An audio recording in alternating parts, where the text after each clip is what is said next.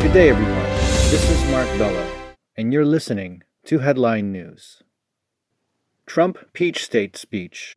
I hope Mike Pence comes through for us. President Trump was on the campaign trail in Georgia on Monday, January 4th, canvassing and speaking for the state's Republican candidates, David Perdue and Kelly Loeffler. In his speech, Trump said that he believes in Vice President Pence and hopes that he will not just carry out a ceremonial role during the joint session of Congress on January 6th, but will deliver on his promises. Trump said, "I had 2 elections. I won both of them. It's amazing. I did much better on the second one." Trump added, "That was a rigged election, but we're still fighting it, and you're going to see what will happen. I hope Mike Pence comes through for us. I hope our great vice president comes through for us. He's a great guy," Trump continued. The Georgia Senate runoff election was held on Tuesday, January 5th. The Republicans have won 50 seats in the Senate, so if they win one more seat, they can become the majority party in the Senate. But if the Democrats win the 2 seats, the 2 parties will be tied in the Senate, so the Georgia runoff will be crucial for both Democrats and Republicans. President Trump encouraged everyone who attended the campaign rally on the evening of the 4th to go to the polls and vote. He said, "I have to tell you, the stakes of this election could not be higher." Trump also pointed out that Kelly Loeffler and David Perdue want to defend your interests, and they will always put America first. On Wednesday, January 6th, members of Congress in the U.S. House and Senate will certify the results of the U.S. November election, with Vice President Mike Pence presiding over the session as president of the Senate. Disputes over the election results in Georgia, Pennsylvania, Michigan, Wisconsin, Arizona, and Nevada remain unresolved as courts have declined to hear cases of election fraud and irregularities in those states. At least 55 Republican House members and 13 Republican senators have already announced that they will challenge the general election results in those swing states on January 6th. Vice President Pence said at another rally in Georgia on the 4th that he has promised President Trump and Republicans that on January 6th, we will have our day in Congress. He said, "We'll hear the objections. We'll hear the evidence." Trump campaign legal advisor Janet Ellis said Pence could delay the certification of the Electoral College votes and ask the legislatures in the 6 swing states to decide for themselves which slate of electors should be selected. The current slates with electoral votes cast for Democratic presidential candidate Joe Biden were certified by the governors. Republican electors in 7 states cast alternate votes for Trump.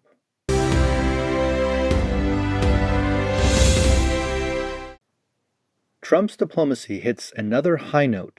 Qatar reconciles with Arab states.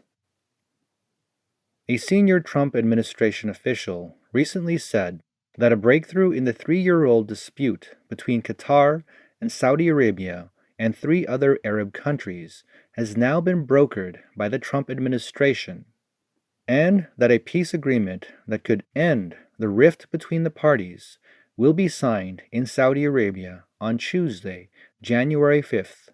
This is the latest in a series of Middle East peace agreements reached by the Trump administration, Reuters reported. White House senior advisor Jared Kushner, who was assigned by President Trump to resolve the dispute, helped negotiate and reach the agreement. Kushner was reportedly on the phone until early Monday morning, January 4th, to facilitate the peace deal. Kuwait's foreign minister, Ahmed al-Sabah, said Saudi Arabia will reopen its airspace, land, and sea borders to Qatar starting January 4th as part of the deal. Qatar's ruler, Emir al-Thani, will attend the meeting, the Qatari royal family said. U.S. officials said the Saudi crown prince and the Qatari emir will sign the agreement.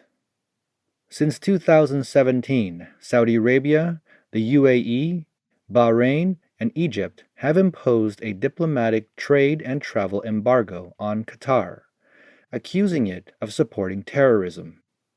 Qatar, on the other hand, denies this claim.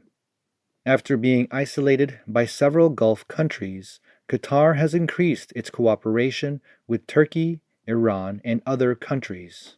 While Saudi Arabia has made clear its intention to lift the embargo, the three other countries have not yet done so. A Trump administration official said that it was their expectation that the other three countries would join in the effort to lift the embargo. All of the Gulf states involved in this agreement are allies of the United States. With the mediation of the Trump administration, Middle Eastern countries have signed a series of peace agreements, some of which involve Israel and Arab countries, with the aim of creating a united front against Iran.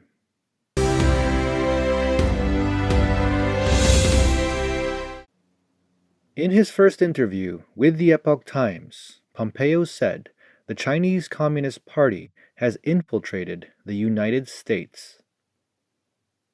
On Monday, January the 4th, the Secretary of State, Mike Pompeo, accepted an interview invitation from the English language Epoch Times for the first time. He said that the Chinese Communist Party, CCP, has now infiltrated the United States.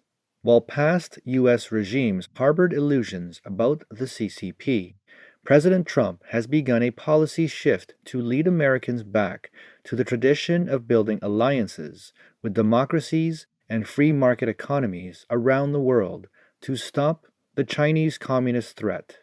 In the interview, Pompeo described his experience of dealing with the CCP during his 6 years as a member of Congress and his 4 years on the Trump administration team.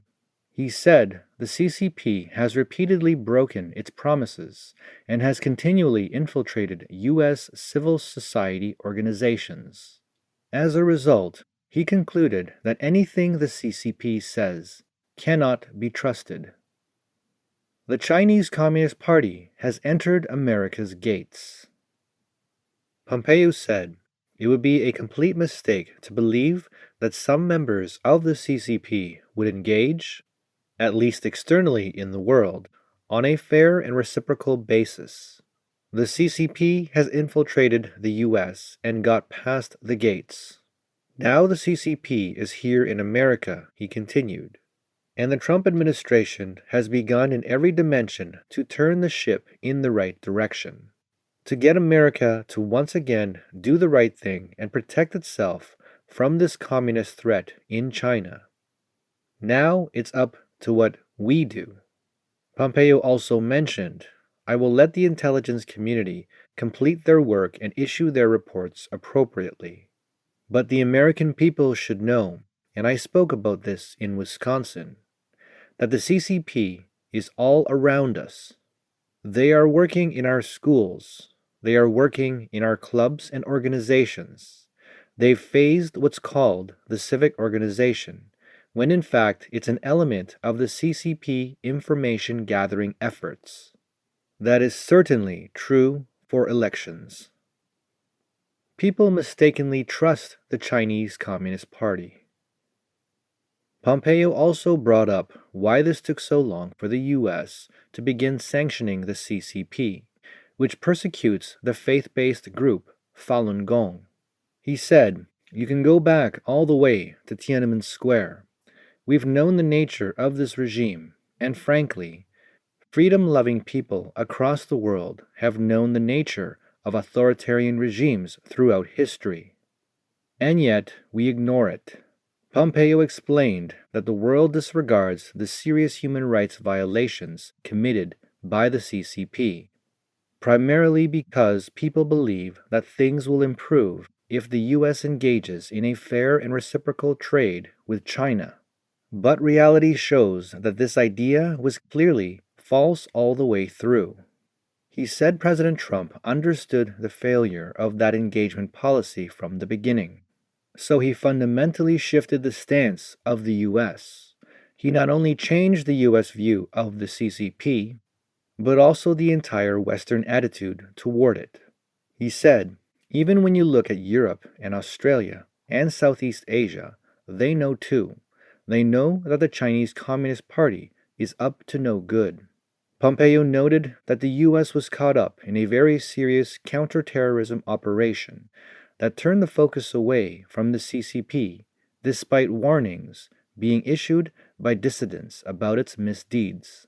He also said that the CCP has broken promises time and time again, not just breaking promises with the U.S., but also with the world and the people of Hong Kong and mainland China. The CCP also promised that if there was a viral problem, it would disclose it, but it failed to deliver. There are endless examples to give. Protecting religious freedom. Pompeo is more concerned about religious freedom than any other Secretary of State because it's at the center of every civilization, this idea that human beings have inherent dignity because of their humanness. And if you get that piece wrong, bad things flow from that. Pompeo said that under Trump's leadership, they are not only concerned about China, but especially the persecution of religious freedom by the CCP. We've seen what they're doing to the Uyghurs in the western part of the country. We've seen what they've done to Tibetans. We now see them doing the same thing to other ethnic minorities, including the people in Mongolia and the north part of China, and then Christians throughout the entire country. He added, these things that are fundamental affronts to human dignity are something that is a hallmark of authoritarian regimes. And General Secretary Xi Jinping is no different. He knows that he has to extend ever-increasing power and control in order to maintain his capacity to rule. And that shuts out the important space that religious freedom should have for every human being in the world. Pompeo also said that the Trump administration has done its best to shed light on these violations by the CCP and is confident that the world will keep up this drumbeat, demanding simply that the Chinese Communist Party permit people to exercise their God-given rights to practice, and practice their faith in the way that they so choose. The Chinese Communist Party is not the same as China. Pompeo explained why he emphasized the clear distinction between the CCP and the Chinese people. He said that the people who live there are good, but are sadly under the jackboot of an authoritarian regime. Pompeo said, Chinese people who live all across the world, including here in the United States of America, we want to honor them, and we admire them, and we hope that they too will join the call to change the nature of how this regime behaves in its international activities. Pompeo clarified that people around the world are now more aware that the CCP is up to no good. I am confident that this pressure that is now on the Chinese Communist Party is real, and not just because leaders are demanding it, but people all across the world can see it. The true face of the CCP has been exposed. He said, fair trade with China or having Chinese students in the U.S. is not a problem, as long as they don't violate regulations that would harm U.S. security or freedom. God-given rights cannot be taken away. Pompeo also spoke about the importance of the Commission on Unalienable Rights. He explained that it is about tying back to the idea upon which America was founded. America's inherent and natural God-given rights, which were provided to mankind and endorsed by the Founding Fathers, were not created by man.